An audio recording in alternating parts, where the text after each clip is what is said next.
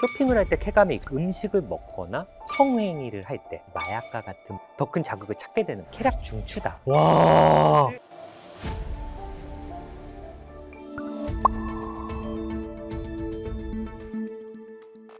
내가 좀 뭐 좀 보여줄 테니까 한번 본 적 있나 한번 봐봐. 알았어. 이런 사진 본 적 있어? 나 이거 오. 인터넷에서 본 적 있는데? 저거 그 아침에 사람들이 가게 열리자마자 뛰어 들어가는 거야. 사람이? 오픈런. 어.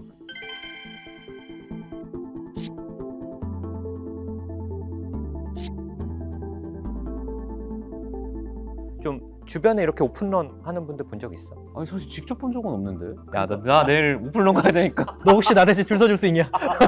그런 거는 이런 못 거 봤어. 이런 거 안 하니까. 그러진 않았지. 좀 어때? 이런 오픈런 보면 어떤 느낌이 들어? 진짜 갖고 싶나 보다. 그니까. 그리고 나는 좀 이해가 안 되는 게 자기가 돈도 쓰면서 고생까지 하면서 저걸 하는 거잖아. 생각해보니까 나 해봤네. 포켓몬 카드.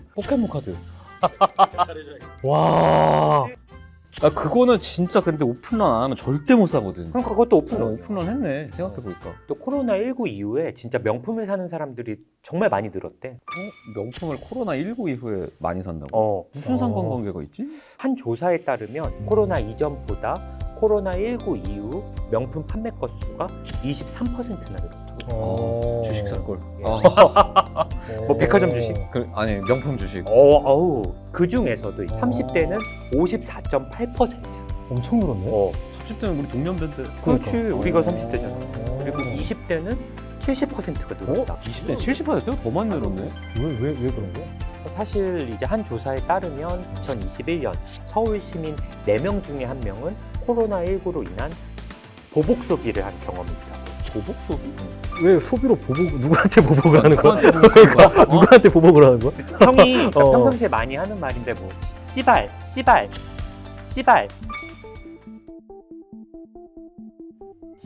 비용 이런 거 들어봤지? 씨발 비용. 비용은 말 안 하잖아. 그러니까 씨발 비용 말 엄청 하지. 그치. 내가 돈 하긴 하지. 비용. 비용. 운전 때만 무슨 비용. 이야기 하긴 하지 내가. 그러니까 우리가 홧김 비용, 씨발 비용이라는 얘기가 있는데 이제 몇 년 전부터 유행했어. 그건 근데 들어봤어. 그치? 택시 탄다. 맞아. 뭐 회사에서 너무 힘든 일이 있으니까 택시 타고 갈게. 약간 홧김 비용, 집에 씨발 빨리 비용. 가서 쉬고 싶은 거야? 뭐 그런 것도 있고 그냥 오늘 너무 화가 나고 속상한 걸 그냥 확 저질러 버리는 거지. 소비로 푸는. 보복 소비는 이 신조어랑은 다르게 개인적인 현상이 아니라 사회적인 현상인가? 이제 우리가 코로나19로 인해서 정말 많은 어떤 제한 그리고 뭐 여행도 못 가고 스트레스도 못 풀고 이런 게 있잖아. 그거를 보상하려고? SNS에 어떤 나를 표현하는 수단으로 좀 명품을 좀 택할 수 있는 게 아닐까. 듣다 보니까 이런 것도 그렇지만 뭐 홧김 비용, 씨발 비용 이런 것들이 약간 우울한 감정하고 좀 연관이 있어 보이는데 그렇지는 않나? 우울증 진단 기준에는 일단은 뭐 과소비 이런 게 들어있지는 않지만 그렇구나. 경험상 이제 우울증으로 병원에 오시는 분들 중에 요즘 들어서 좀 쓸데없는 물건을 사고 좀 후회한다.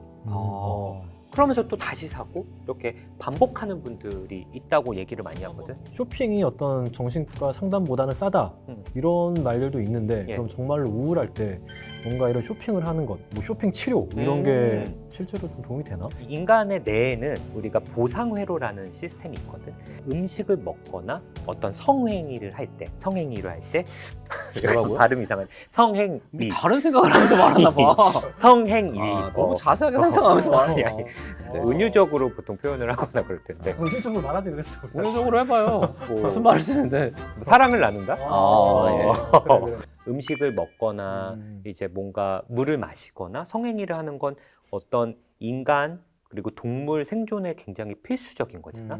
이걸 할 때 쾌감을 느끼게 만들어야 이걸 반복할. 그치. 그러네. 이걸 했을 때 뭐 아무런 기쁨이나 즐거움이 없는 시스템이라면 사실은 뭐 굶어 죽는다거나 종족 번식이 안 될 거라는 거지. 이런 거에 관여하는 물질이 뭐 많이 들어봤겠지만 도파민.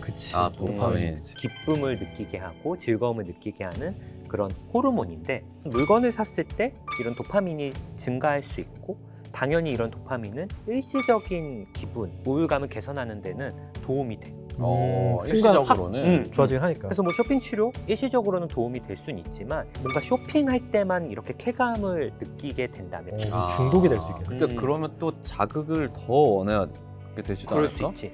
좀 그런 말도 있잖아. 쇼핑할 때 우리 뇌가 뭔가 마약이나 어떤 뭐 음주를 할 때와 비슷한 반응을 한다. 이런 이야기가 있는데 그것도 진짜인가? 올즈랑 밀러라는 사람이 쥐를 가지고 실험을 했어.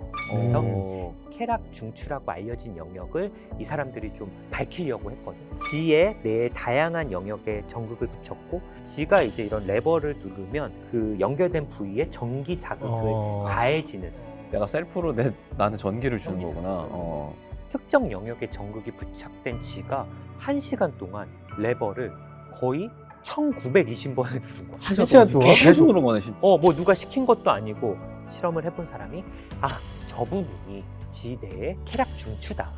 그렇겠네. 그 실험을 통해서 저 부분이 어떤 뇌의 보상 회로이겠구나 이렇게 좀 생각을 할 수 있고 이 부분이 이제 뭐 보통 전두엽과 변형계를 연결하는 부분이고 이 부분이 이제 자극을 받으면 도파민이 분비가 돼서 쾌락을 느끼고 이 쾌락을 한번 느낀 사람은 또 느끼고 싶잖아. 그러니까 그 그렇겠지. 행동을 좀 반복하게 되는 거지.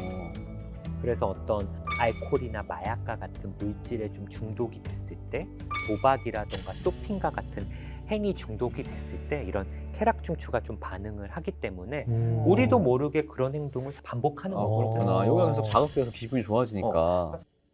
지금 근데 계속 이 얘기를 하다 보니까 약간 혹시 나도 이거 쇼핑 중독 아니야? 이런 생각이 들 수도 있을 것 같거든. 왜냐면 나만 해도 포켓몬 카드 포켓몬 카드 살 때 기분 그거 좋거든. 혹시 확인할 수 있는 방법이 있나? 뭐 아직까지는 뭐 계속 얘기를 하지만 쇼핑 중독이라는 게 사실은 뭐 정식 진단명은 아니어서 내가 한번 만든 자가 진단. 직접 만든. 근데 뭐 내가 그냥 처음부터 그냥 아예 없었던 거에서 창조한 건 아니고 이 정신과 의사들이 쓰는 어떤 진단 기준에서 도박 중독 진단 기준표를 참고해서 만들었는데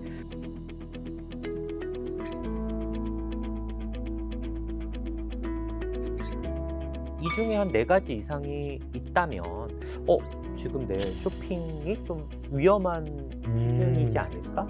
원하는 기쁨을 얻기 위해서 점점 액수를 늘리면서 쇼핑을 한다. 그치, 이게 내성과 관련이 있는 아, 부분이고 그러네. 쇼핑을 줄이거나 그만두려고 할 때 안절부절 못하거나 예민해진다.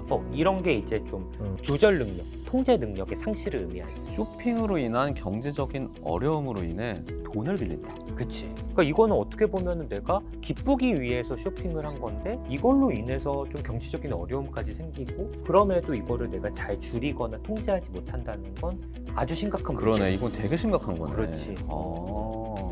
그리고 진짜 심하신 분들은 물건을 사서 뜯어보지도 않는 분들도 많아. 그냥 사는 행위 자체가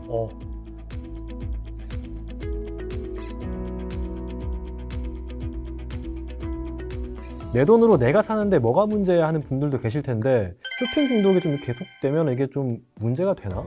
이 쇼핑 중독이 어떻게 보면 증상일 수도 있는 거야. 다른 거예요. 넘어야 증상. 뭔가 있다. 내면의 어떤 심한 우울감이라던가 불안감이 이런 쇼핑이라는 형태로 좀 나타날 수도 있는 거예요. 우리 뇌가 이런 자극적인 도파민에 너무 중독이 되면 자꾸 그런 쪽으로만 좀 풀려고 하거든. 어떤 독서를 한다거나 운동을 하면서 내가 목표량을 좀 달성한다던가 사실 이런 거는 어떤 즉각적인 만족감보다는 뭔가 꾸준히 하면서 느끼는 어떤 그런 건데 사실은 너무 즉각적인 쾌락에만 의존을 하게 된다면 쇼핑이 아닌 다른 행위에서는 별다른 즐거움이나 만족감을 느끼지 못할 수도 있고 보상 회로가 굉장히 활성화되면서 좀 웬만한 자극에는 별로 기쁘다고 보고 어지간해서는 그냥 뭐 이게 들어보니까 되게 심각해 보이는데 최근 들어서 더 문제가 되고 더 많이 생기는 이유가 있나? 과거에는 이제 우리가 뭔가를 사려고 하면 백화점을 가야 돼. 그렇지. 근데 요즘은 뭐 스마트폰이 대중화되고 휴대폰으로 누구나 쇼핑이 가능해. 그냥 24시간 가능하구나. 인터넷 쇼핑, 모바일 쇼핑도 가능하고 뭐 예전에는 살 수 있는 물건이 제한돼 있다면 요즘은 인터넷으로 살 수 있지. 그치. 그러니까 어떤 쇼핑에 대한 시간이나 공간적 제약이 사라진 거야. 그러니까 나를 그나마 참게 할 수 있는, 제한할 수 있는 것들이 좀 사라진 거지. 그럼 내가 음. 이제 찬찬히 생각을 해봤더니 쇼핑 중독인 것 같아. 음. 그럼 치료를 어떻게 해야 돼? 그러니까 이런 쇼핑 욕구를 올리는 약간 SNS를 일정 기간 멀리하는 것도 아, 그럼 포켓몬 카드 카페에서 탈퇴할까? 그것도 도움이 되지. 아. 그리고 뭔가 쇼핑을 자꾸 내가 앱으로 보통 한다면 앱을 삭제하는 것도 사실은 굉장히 도움이 될 수 있어. 그리고 뭔가 잔고 이상으로 자꾸 내가 어떤 예산 이상으로 소비를 하게 된다면 쇼핑을 하고 남는 금액을 저금한다라는 느낌보다는 미리 뭐 적금이나 ETF 같은 걸로 자동이체를 되게 해놓고. 내가 나의 제약을 만드는 거구나. 그치. 근데 그것도 안 되면 뭔가 쇼핑을 하고 싶을 때마다 좀 스트레스를 적절하게 관리할 수 있는 대체 행동, 뭐 명상이라던가 운동이라던가 뭐 산책이라던가 뭐 이런 행동들을 조금 바꿔보는 것도 좀 도움이 될 것 같고. 그리고 이제 쇼핑 중독이 아까 말한 것처럼 어떤 내면의 우울감이나 뭐 불안감, 아니면 내가 뭔가 현재 지금 처한 어떤 스트레스, 근데 이 상황을 그냥 일시적으로 회피하기 위한 행동일 수도 있거든요. 전문가를 통해서 우울감이나 불안감 혹은 뭐 조울증과 같은 질환들이 있는지 좀 만나보는 것도 좀 좋을 것 같고. 그 이면에 무엇인가가 있다면. 그렇지. 뭔가 뭐 쇼핑이라는 건 즐겁잖아. 쇼핑에 대한 즐거움을 없는 사람들은 없을 거야. 각자 좋아하는 물건들이 다르겠지만, 근데 주객이 좀 전도가 되는 건 아니었으면 좋겠어. 그래서 뭐 영상을 보시는 분들도 이번 기회에 내가 좀 그런 게 아닐까 한번 생각을 좀 해보시면 좀 좋겠네요. 예. 좀 저희 영상을 시청해 주셔서 너무 감사하고요. 사실 쇼핑 중독만큼 아주 자극적인 쾌락은 아니지만 지속 가능한, 보다 보면은 좀 도움이 되는 닥터 프렌즈에 좀 중독이 돼 보시면 너무 좋을 것 같습니다. 지금까지 우리는 닥터 프렌즈였습니다. 안녕히 계세요.